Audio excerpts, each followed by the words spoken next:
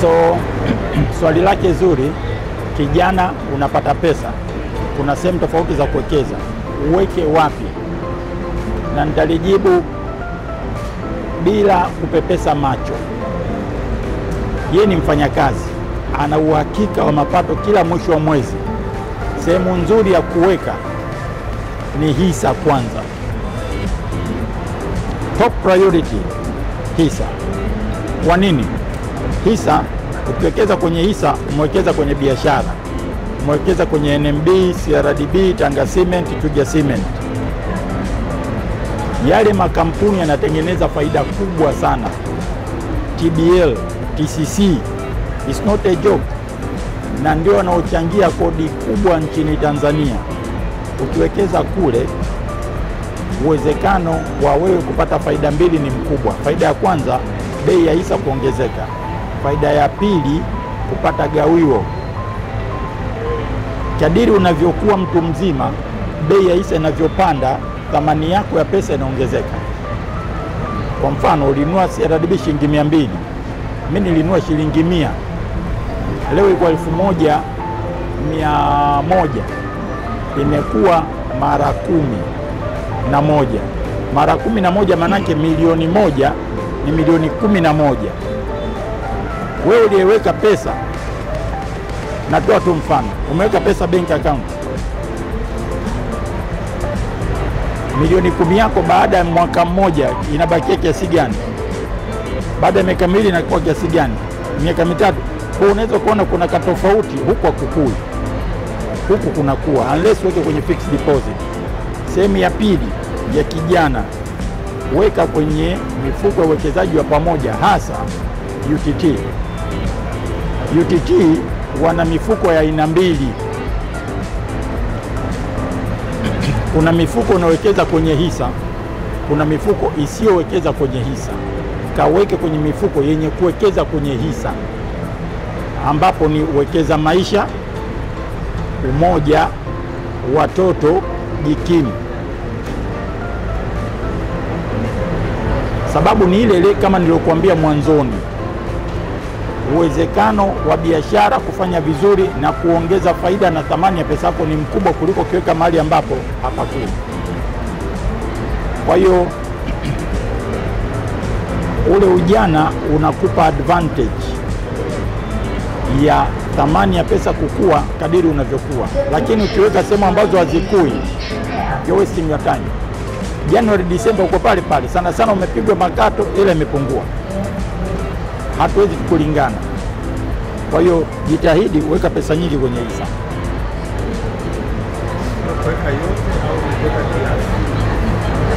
Jitahidi weka pesa nyingi, ikiwezekana yote kwenye hisa. Kama kijana, weka pesa nyingi kwenye hisa kwanza, kwenye biashara kwanza. Usikimbilie hivi vitu ambavyo viko super safe, super comfort. You get the comfort, lakini you will not get good return. Kijana, intention yako iwe ni wealth creation, jinsi ya kutengeneza utajiri ama kuongeza kiwango chako cha pesa, na sio jinsi ya kupata kipato. Kipato unakipata kwenye ajira. Ndio maana nilikuuliza, wewe umeajiriwa? Kama una uhakika wa mshahara, kwa nini unaenda kuweka mahali ambapo unataka ikupe pesa sasa hivi? Weka mahali kwenye viwanja, lakini iwe kwenye good area. Ikipanda bei kiwanja, ukikiuza baada ya miaka 10, umetengeneza hela nyingi kuliko jamaa aliyeweka pesa mahali ambapo hapakuja. So that is the logic. Logic ama principle ni kama umesoma physics, umesoma chemistry, sijui nini, kuna zile principles ama laws. Law hapa ni kwamba put your money where it grows without adding more money. That is the law. Okay? Good. Swali la pili. Swali langu. Niliwahi kusikia siku fulani unaongea, unasema kwamba wewe ni hisa tu. Mimi ni hisa, mpenzi wa hisa. Sasa nilikuwa nahitaji kujua kwamba wewe ni muda gani waga unauzaga hisa zako? Okay, sawa. Na je, ukiuza what next? Kwa sababu wewe umesema hisa tu. Kwa mfano umesema kwamba ulinunua kwa shilingi 100. Sasa hivi iko 1000 na kitu. Then ukishauza inakuwaje? Yeah. Sawa, okay. So mimi ni hisa tu. Mimi ni mpenzi wa hisa zaidi. haimaanishi sipo UTT. UTT nipo na nina akaunti 3. Nikichukua hapa simu yangu hapa sasa hivi nikikuonyesha, au utaiona. Si unafanya hivi, nikifanya hivi alafu ninabonyeza kile kidude cha UTT hiki hapa hiki, si ndio hiki, si ndio? Alafu UTT naingiza password, utaona itafunguka sasa hivi. Simuona hii kuna akaunti ngapi? 3. Nikibonyeza kile kama kijicho kile mnipe promise moja, nani anataka kununua UTT? Yani wewe nitamuonyesha moja kwa moja. Utanunua kitabu cha UTT? Kuna vitabu hapa mimi nimeandika cha UTT kabisa, UTT. Umeona hiki kitabu kinaitwa Vipande. Nisingeweza kuandika kitabu kikubwa namna hii kama nisingekuwa na uzoefu kwenye kuwekeza UTT, na zaidi ya miaka 10 naweka pesa UTT. Sawa. Kwa hiyo UTT kule wataka kuona nini? Mimi nitakuonyesha ile moja, ile ya kwanza. Ngoja, si unataka ya kwanza? Hii hapa ya kwanza, njoo uione sasa.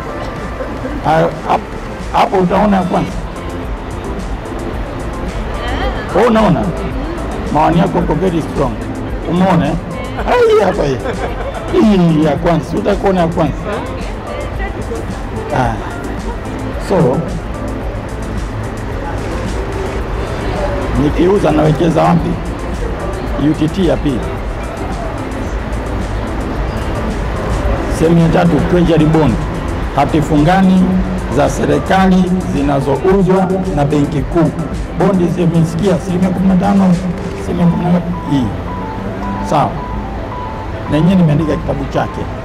Kwa hiyo unapokuwa kijana ama unaweza ukapata fedha kupitia vyanzo vingine, unawekeza kwenye hisa. Bei inapopanda, milioni 10 imekuwa milioni 20, milioni 20 imekuwa milioni 100, milioni 100 imekuwa milioni 500. Unauza, unachukua mzigo wote ule unaupeleka sehemu salama, benki kuu ama UTT. Faida unayoipata kule unairudisha tena kwenye hisa.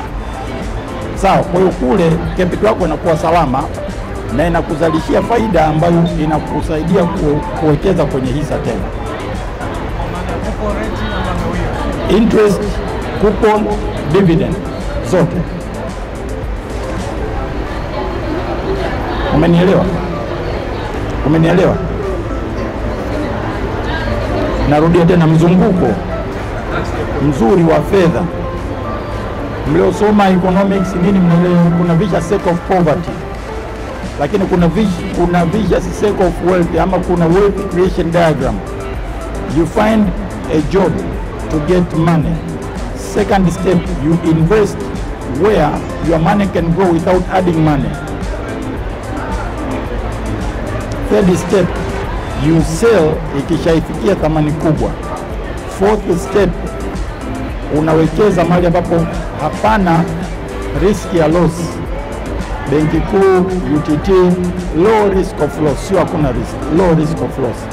Zile return unazirudisha kule kule kwa mwanzo ambako kuna kutengenezeaga pesa nyingi. So ile ndio cycle inapokwenda. Point clear? Sawa. Mwingine mwenye swali, tumpe kila mtu moja moja kwanza. Tumpe moja moja. Nafikiri kwenye kitabu hiki nimeelezea, alafu kuna kitabu kimoja nimemwomba kijana wangu aniletee, kinaitwa Utajiri. Kile nimeelezea hiyo cycle. Sawa? Good. Uliza swali. Asante kwa kunipa hii nafasi. Kwa sasa hivi kwenye soko kiangalia kuna wimbi kubwa la ETF ambazo zinaanzishwa. ETF ndio. Yeah, kwa wewe sasa hivi unashauri nini watu kwa hiki kipindi, kwa sababu kumekuwa kuna watu wengi tunazikimbilia wakati bado ni new product, lakini zimekuja kwa kasi na zinakuja kwa wingi. Sawa, okay. So hisa mnaijua. Treasury bond ya benki kuu mnaijua. Fixed deposit saving account mnaijua. UTT mnaijua. Sasa hii inaitwa Exchange Traded Fund ama ETF kwa kifupi. Yenyewe kwa lugha ya moja kwa moja ni kipande, ni vipande kama vya UTT. Mnachokifanya, mnachanga pesa, UTT inachukua, lakini UTT hiyo sasa haiitwi UTT, inaitwa Vertex, inaitwa iTrust. Wale wanachukua, wanaenda kununua hisa za makampuni tofauti.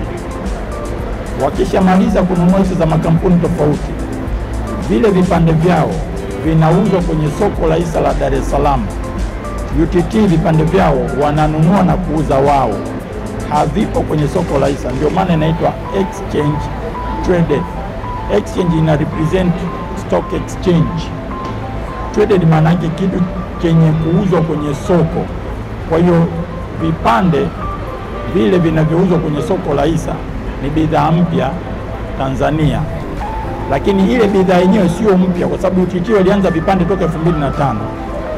Ni kama usikie kipande cha ukwasi sasa hivi unaruhusiwa kwenda kukinunua kwenye soko la hisa badala ya kwenda kukinunua UTT.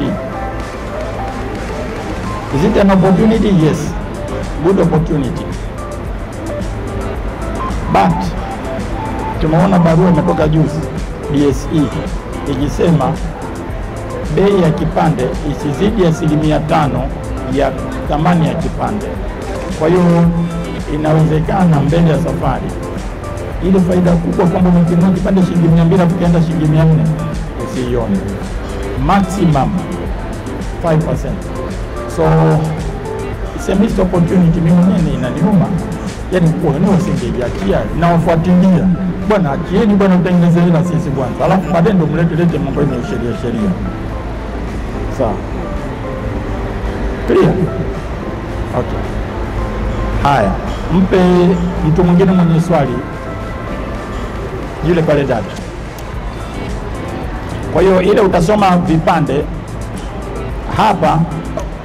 Kwenye aina za vipande kuna mifuko iliyo wazi inaitwa open ended scheme.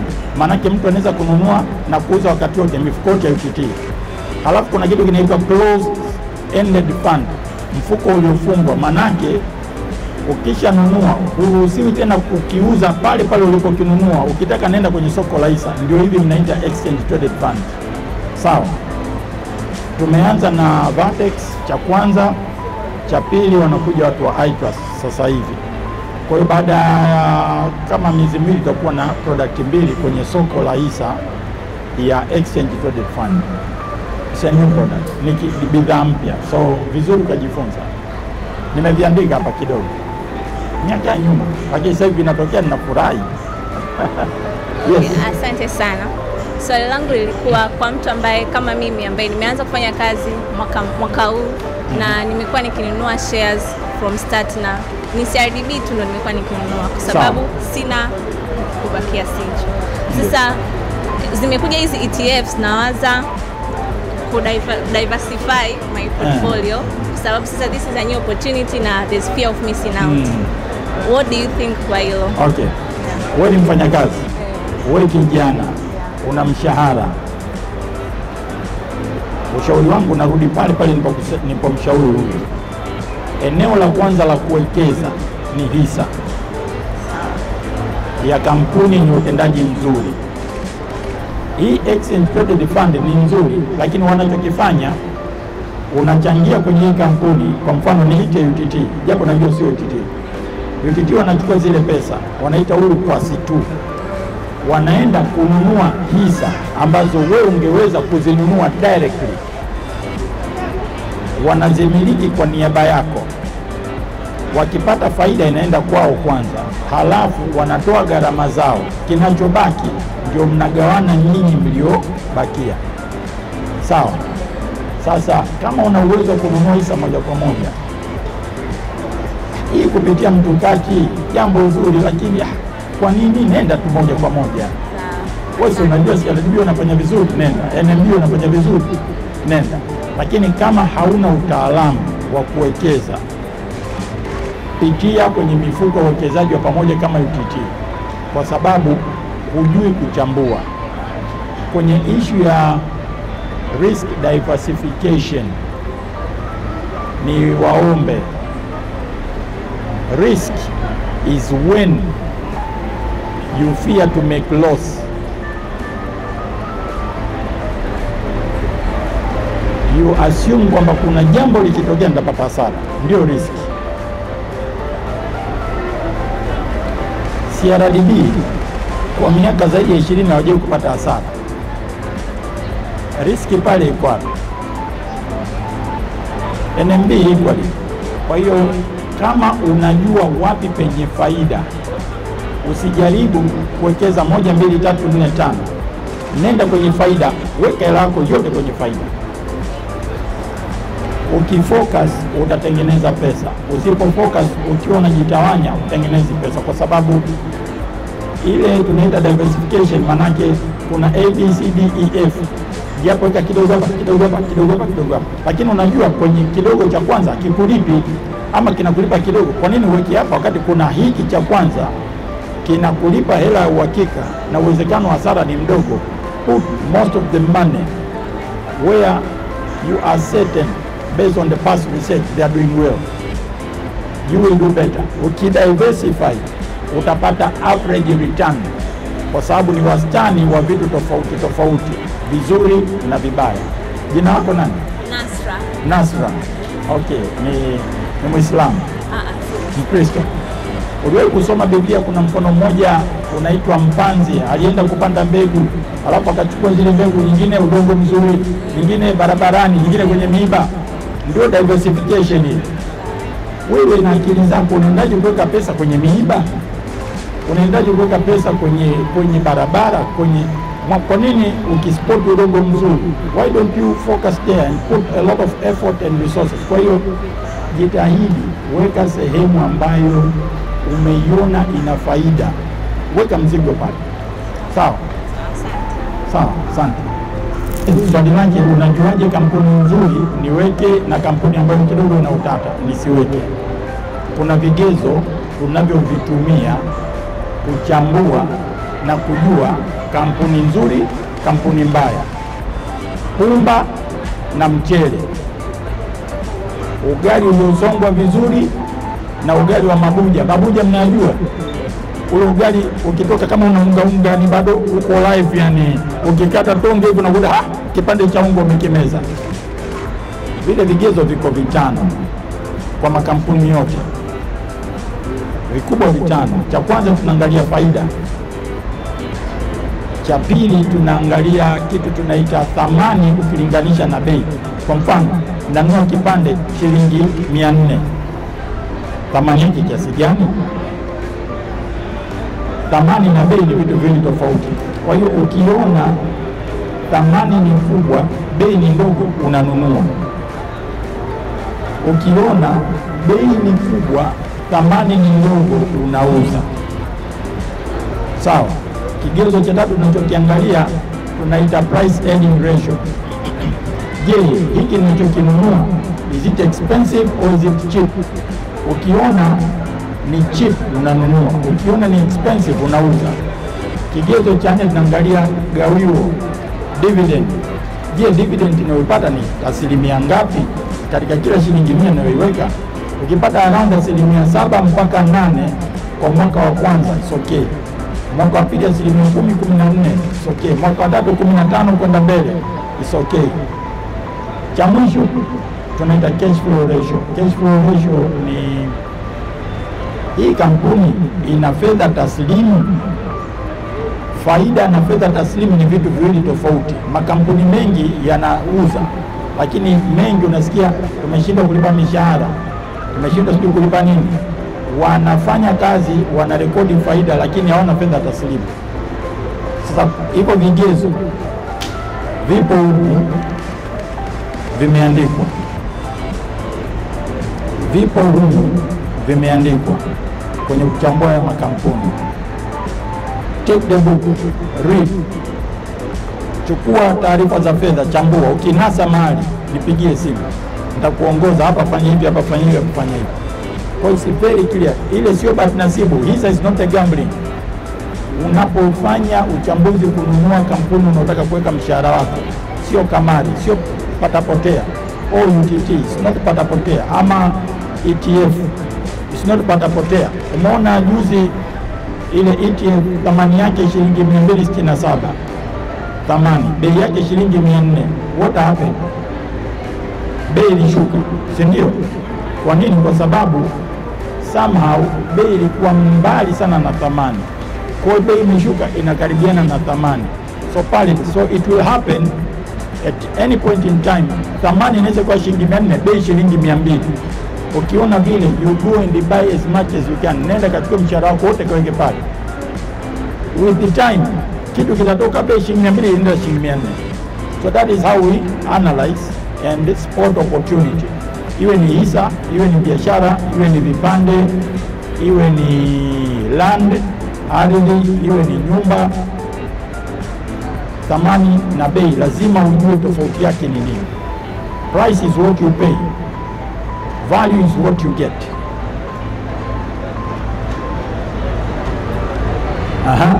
Hapa utaona nimeelezea value versus price. Hapa utaona nimeelezea thamani ukilinganisha na bei. Bei utaipata, soko la hisa inatoa, UTT wanatoa kila siku bei za vipande. Thamani you must compute, nobody will give you. Kwa ile pale kidogo inabidi ufanye kazi, ama umtafute mtaalamu. Wengine tunafanya and it doesn't take time. I only pick 2 figures, total asset minus total liability, unapata figure, unagawanya kwa idadi ya hisa, unapata thamani ya hisa. Period. 2 figures, you are done with it. Okay? Haya. Ngoja kwanza, wewe unauliza, kuna mwingine anakuuliza? Hayupo, nampa huyo. Haya. Uliza.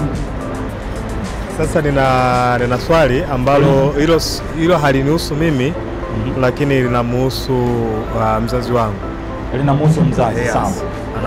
Huyu bwana nimependa maswali yake. Moja alisema linamhusu mtu wake wa kulia pale. Sasa hivi anasema kuna mzazi wake huko. Yeye mwenyewe hana maswali. Tupe swali. Sawa, sasa atastaafu. Of course kasha staafu kwa sababu kashafika 55 and above. Sasa kipindi nakuja nikamwambia nakuja. Akasema bwana basi hebu niulizie baadhi ya maswali. Moja akasema kama yeye kwa mstaafu, kwa sababu kuna kiasi ambacho atapewa. Kuna kitabu kimoja pale inaitwa Kustaafu, nitawaonyesheni. Sijui kipo pale. Lakini kwa hiki kitamfaa pia. Sasa uliza swali hapo nitakwambia. Sasa yeye alikuwa anataka kujua kwa umri wake ni sehemu gani kwa aweze kuwekeza, kwa sababu atapewa pesa kiasi fulani, lakini pia atakuwa analipwa kila mwisho wa mwezi. Baba jibu lake ni tofauti, kwa sababu anafikia umri wa kustaafu. Sehemu sahihi ya yeye kuwekeza hasa mafao yake, anawekeza kwenye treasury bond, hati fungani za serikali kuu. Kitabu chake kinachomfanya ni hiki, bondi. Anachukua hela zake anazipeleka benki kuu, kila baada ya miezi 6 analipwa faida kati ya 9% mpaka 15.95. Baba ana miaka 55-60, hahitaji kusubiria muda wa hela yake iongezeke. Hela yake ikiongezeka atakuwa kishafika mbinguni. Sawa? Kwa hiyo anahitaji kuila hela yake sasa hivi. Wewe unahitaji kutengeneza pesa. Ndio maana swali unaona wewe unasema baba ana hela.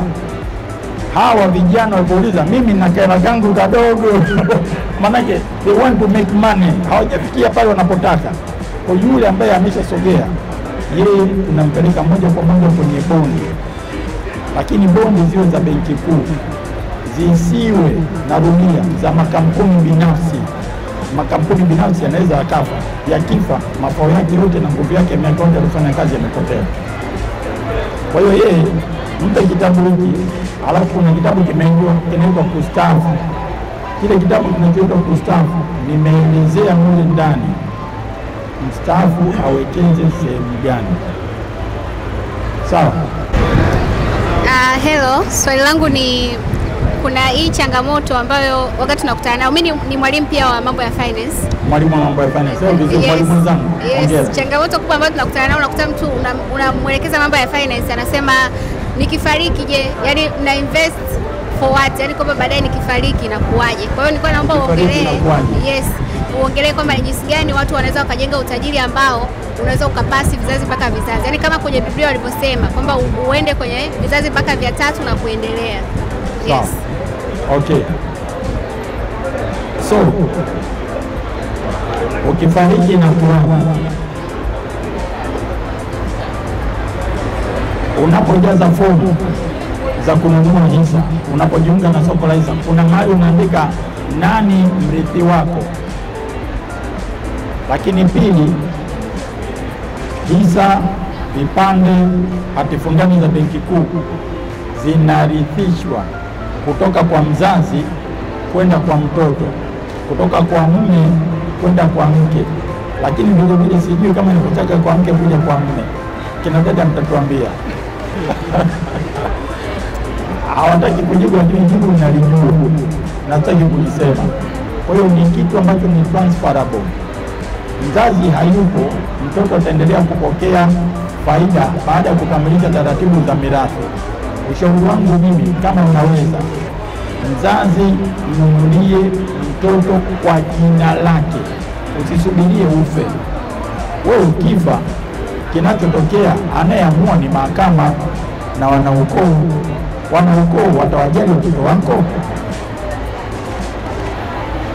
Wote tunajua wakati mwingine ugomvi unaanzia pale. Baba kafa, mama kafa, mjomba, shangazi ndio anaangalia mali, hawamsaidii yule mtoto wa marehemu. Wagaie watoto wakati ukiwa hai, acha uchoyo. Halafu kile ambacho utakuwa umekishikilia watakuja kukigombania. Hata ikitokea wamekikosa watoto, kile ulichowaachia ni kikubwa na kinatosheleza maishani. Kuna kitabu kimoja nimekiandika kinaitwa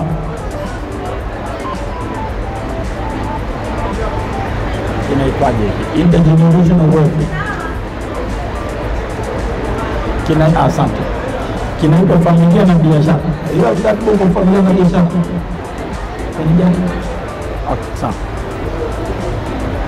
Kile kitabu nitakuonyesha kwa picha yake. Pale mtenda mtaulizia, wanaweza wakawapeni nakala, watakuwa nazo kwenye duka. Kinaelezea unawezaje kusababisha wewe na watoto wako wakawa na uwezekano wa kutunza mali kwa wingi. Na nilisoma makundi makubwa mawili, Wahindi na Waarabu. Kama vile naonaga, unasikia hii familia kitajiri, alafu unasikia hii familia nyingine kama ya kimaskini. Hawa wanawezaje kutunza ule utajiri? Sasa kuna processes, baadhi ya tips, baadhi ya mambo ya msingi, kwa sababu ni mwalimu zangu, acha nimmegee. Cha kwanza, hakikisha watoto wako unawafundisha elimu ya fedha mapema. Swala la fedha halichagui fani, halichagui jinsia, halichagui dini. Lakini ndio maana unaona wenzetu wakishasogea tu, wanaishi hapa Kariakoo, wanaishi hapa Upanga, baada ya siku mbili unasikia kajichanga mtoto uko Canada, mtoto sijui uko Marekani. Baada ya muda unasikia mtoto karudi, ndio anaendesha biashara. Hata yule tajiri mkubwa Tanzania mnamjua mtoto wa nani, wa klabu gani, nisije kumtaja. Lakini wazazi wake ni watu wamezaliwa, watu wametokea kule nani, Singida, au sio? Singida wamemsomesha mtoto Marekani. Elimu muhimu, msiache. Pili, anza kuwanunulia kitu chenye kuongezeka thamani. Kama we mzazi unacho miaka 10 kimepanda thamani, kile kiwanja, nyumba, hisa, fikiria mtoto wako ana miaka mingine 50 ya kuishi. Akifikisha miaka 30 hali yake itakuwaje? Kwa cha pili, hakikisha unanunulia kitu cha thamani. Cha tatu, kama unaweza, aepuke huruka ya kutajirika mapema. Ukiweka kidogo unavuna kingi. Ukishasikia hivyo tu ujue uko njiani kuliwa. Haipoke hiyo. Cha nne, bidii. Lazima awe na msuli wa kuongeza ile thamani ya mali. Asipokuwa na bidii, ukiambiwa na inflation, tuna spend, unapospend mali inapungua, pesa zinapungua. Sawa. Cha tano, kata bima. Bima ya maisha. Mzazi akifa, watoto wanalipwa bima ya maisha. Wangapi una bima ya maisha? Ni kwa sababu hamtakufa. Kateni bima ya maisha. Wewe haupo, mtoto wako atalipwa. Nimewahi kuona watu wawili, mifano mizuri sana. Mmoja alipoondoka, mkewe na watoto walilipwa milioni 500. Wakati wewe unaugulia, mimi nimefiwa. Mwenzako analia huko, anacheka pepepe. Analia huko anacheka pepepe. Kwa nini? Kuna mzigo milioni 500 inamsubiri. Na hiyo unalipa premium, ile gharama kila mwisho mwezi dogo sana. Kwa hiyo jitahidini, kateni bima ya maisha. Wenzetu wa Kristo, kuna mstari mmoja unasema kuishi ni Kristo na kufa faida. Unapataje faida kwenye kifo? Kwa kukata bima ya maisha. Sawa, siku umekufa unalipwa. Sasa wewe siku umekufa, tumebakia tuna gharama za msiba na madeni. Tuingizie pesa kwa mkakate bima ya maisha. Sawa, kateni bima ya maisha. Ina sound kama kitu cha utani, but it is real. Milioni 500 mimi nimeziona kwa macho yangu, sio ya kuhadisiwa. Alafu mtu mwingine tena tunaishi naye kule Uswahilini kabisa. Uswahilini tunaishi naye. Imetokea bahati mbaya, mtoto wake amefariki. Yule mzazi hajui, hajasoma, lakini kasomesha watoto wake. Amekuja kaambia, bwana, mimi nimeandika hii barua, naomba msaidie, unajua mambo ya fedha. Barua imetoka bima ya Marekani. Huyu anatakiwa alipwe dola laki ngapi? Nikamwambia, mama, kuna mzigo wa pesa, ambie nisaidie lisi ya juu ya mama. Tunaenda naye benki. Unajua mimi hata benki account hana, na benki hizi kubwa, na benki kimoja iko Uswahilini. Bwana, na nini bibi, sisi hii benki cheki ya Marekani hatuwezi. Tukafanya utaratibu, tukabadilisha cheki, tukaambia wafanye transfer. Wamemtumia hela zile. Mama amini, anasema nimepoteza mtoto, lakini hizi hela zimetoka wapi? Naambia hizi hela, yule mtoto alikata bima ya maisha kama gari. Ikitokea gari limepata ajali, bima inakurudishia. Sasa yeye amepata ajali, amefariki, bima inakulipa wewe, mzazi wake alikutaja, ndio hizi dola. Basi mama anachukua dola mpaka kesho, tumeziweka UTT pale, anavuta hela yake, hana shida. Sasa yani, kwa hiyo mimi ndio napata hizo hela kila mwisho mwezi, mpaka lini? Mpaka siku utakapokufa. Alafu wajukuu na watoto wataendelea nazo. Kwa hiyo kateni bima ya maisha. Ukienda pale kuna kitabu, mwambie nipeni kitabu kinachoitwa Familia na Biashara. Kimezungumzia intergenerational wealth. Ni tatizo. Na wafundisheni watoto wenu mkakati wa 6 siku ya 7. Wafundisheni watoto wenu mambo ya fedha na biashara wakiwa wadogo. Mimi na kijana wangu hapa, yuko kule nyuma, bwana mkubwa namjua, yule pale amevaa kofia huyo. Nikiwa sekondari nilikuwa nakimbizana nao na shule ya msingi. Mnaelewa mwelewi, mtaelewa tu. Ukipata pesa unatumia namna hii, ukifanya hivi na hivi. Vitabu sekondari walikuwa na uwezo wa kuchambua kampuni. Yule pale mpe hapa CRDB atakuchambulia, mpe NMB atakuchambulia. Ni kitu ambacho ni learnable, ni trainable, unamfundisha kidogo kidogo. Ni kirahisi kuliko physics, chemistry na biology unasoma shuleni. Okay, umeelewa? Sawa. Atakuongeza au ni hivi vitabu? Sasa hivi kwa sababu vinatoka kichwani siwezi kuvikumbuka vyote, lakini hivyo ndio vya msingi. Yaani hivyo viliko kivizingatia things will go so well. Okay, cha kuongeza kama cha 7 itakuwa, au sio? Cha 6 cha 7 cha 6 hiki kigumu, lakini wacha nikisema. Kuna mtu tunamuita manemeka kwenye familia. Kuna mmoja na mkono wa pesa, wengine ni watumiaji wazuri wa pesa. Lazima mtafute manemeka kati yenu. Nani mwenye kujua kutengeneza fedha kwa wepesi bila kutumia nguvu nyingi? Yule ndio unamfanya kuwa kiongozi wa biashara na vitega uchumi wa familia. Changamoto yake Uswahilini, mtoto wa kwanza ndio anayetambulika. Akiwa kilaza inakuwaje? Hana mkono wa pesa. Cha pili, changamoto ya pili, mtoto wa kiume anakubalika zaidi kuliko mtoto wa kike. Na nyinyi changamoto sawa, mtoto wa kiume wa kwanza kilaza, mtoto wa pili wa kike kipanga, unafanyaje? Unarudi kwa wa pili, the person who can make money. Unaenda kwenye mila nyingine, mtoto wa mwisho wa kiume ndio mrithi. Sitaki kutaja hiyo kabila, wote mnajua. Wale watu wanaojifanya wanajua sana pesa, then una uhakika huyo mtoto wa mwisho ana uwezo wa kutengeneza pesa?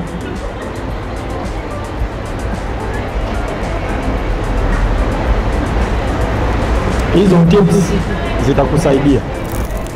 Njia ya 4, haelewi. Nenda msikitini na kanisani, kasali. Baadhi ya mambo hayafanyiki mpaka umsalie mtu. You don't do that, hafunguki ule mtu. Ile akili yake inakuwa kama imekamata. Ndio mnacheka. Ni kweli, manake mimi nafundisha. Siku nyingine naendaga kusali kabisa, Mungu afungue hao watu akili. Wakinisikia waelewe. Sitaki ile mambo ya disi au sijui mnasikia lakini hawana masikio. Unakoje na masikio kwa usikii? Unawasaidiaje wazazi? Kuwasaidia wazazi ni ngumu kwa sababu wewe ni mtoto. Waambatanishe na mtu ambaye umri wake unafanana na umri wao. Sisi wazazi kuhamini vijana wakati mwingine changamoto. Yaani tunakuwa kama tuamini, huyu kweli huyu atandanganya huyu. Kwa hiyo moja, lakini pili, muonyeshe faida tofauti. Nikiweka kwenye UTT nitapata 12-15. Nikiweka kwenye bondi nitapata 12-15. Nikiweka kwenye hisa nitapata gawio pamoja na ongezeko la thamani. Nikiweka sasa, unamwonyesha vile viwango vya faida, afu unamwambia kwenye nyumba unanunua milioni 500, kodi shilingi milioni 12, tuchukue milioni 12 gawanya kwa milioni 500, tunapata 0.03. Mbona huko kama tupate chochote bila kumwonyesha hesabu mbanduni? Na sisi Waswahili tumechangiwa kwenye nyumba, yaani nyumba na sisi na nyumba. Wewe ukianza kazi, kitu cha kwanza unachoanza ni kujenga. Tumechangiwa, sio jambo baya, lakini sio zuri kila wakati. Kaangalie Wahindi na Waarabu. Mimi napenda kuwatolea mfano. Wangapi wanakimbizana na kujenga nyumba? Wazungu kaanga bana, mimi niko Stabei nahangaika na kujenga nyumba, niko chini. Sisi ndio tunakimbizana kama vile treni la SGR limebeba mabewa. So lazima tuwe waangalifu, tuweke pesa sehemu yenye tija, tusiweke pesa nyingi sehemu ambayo haina tija. Kwa hiyo nyumba ukipata sehemu nzuri inakupa kodi. Nyumba ukipata sehemu nzuri ukiiuza utapata hela nyingi, labda mara 10 mara 20 ya pesa uzoweka mwanzoni, na yenyewe ni kitu kizuri. Kwa hiyo lazima ufanye hesabu. Kwa wale ambao mnakuwa na maswali zaidi, ninawaomba especially young people, nye vijana hivi, cha kwanza nenda pale kwenye duka la vitabu, chagua vitabu vyote nitakapokuelezea utakachokipenda. Lakini pili, hang out with your young person. Simfagilii lakini nina imani na huyu kijana tangu kuguzana naye sekondari mpaka sasa hivi ana ndevu kama mimi, haikuwa kazi nyepesi. Ana uwezo wa kuchambua na kuona sawa sawa na baba yake alipomfundisha, or even better. Yeye anajua hii chiki hii, mimi sijui hii. Mimi ninachojua ni hii. Mimi mtu kusoma mabuku, pekua majuno, maandiko, hivyo niko comfortable. Hii kuchungulia kwenye simu na nini, yeye anaweza. So nitazungumzia kitabu kwa faida ya wengine. Najua hapa kuna vitu natakiwa kusaini. Hiki mambo ya hisa kwa undani, uwekezaji na elimu ya fedha. Chukua, you will never regret. Imenichukua miaka 5 kukiandaa. Kizuri, kitakusaidia. Kimepitiwa na soko la hisa Benki Kuu, UTT, CMSA na Chuo Kikuu cha Dar es Salaam wakati huu nakiandaa. Hiki ni kitabu kwa ajili ya Kiingereza. Kimeandikwa kwa lugha ya Kiingereza. Jinsi ya kuchambua taarifa za fedha za kampuni yoyote, mabenki pamoja na shughuli za uzalishaji, viwanda. Jira alikuwa anauza mambo kustaafu. Kuna kitabu kidogo na kuna kikubwa. Kikubwa maana yake tunaongelea kitabu kama hiki. Sawa. Nifanye nini kabla, wakati na baada ya kustaafu? Kitakusaidia kwa baba, kwa mama. UTT, watumishi housing, iTrust, ETF, vipande. Kipo kikubwa na kidogo.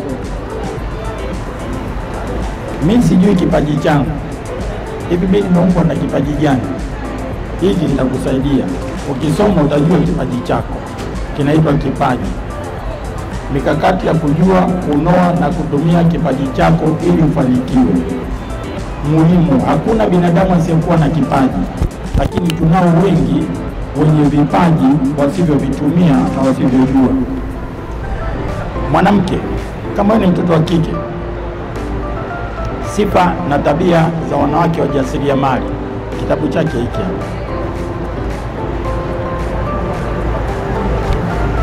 Wale wanaopenda mambo ya utalii na mambo ya kujifunza historia, Zanzibar. Nimeandika kitabu cha Zanzibar. What are the opportunities zinazoziona kwa nchi ya Zanzibar? Kitu kizuri sana. Hii cha mwaka huu. Kipaji kwa Kiingereza, talent. How to discover, sharpen and use your talent commercially.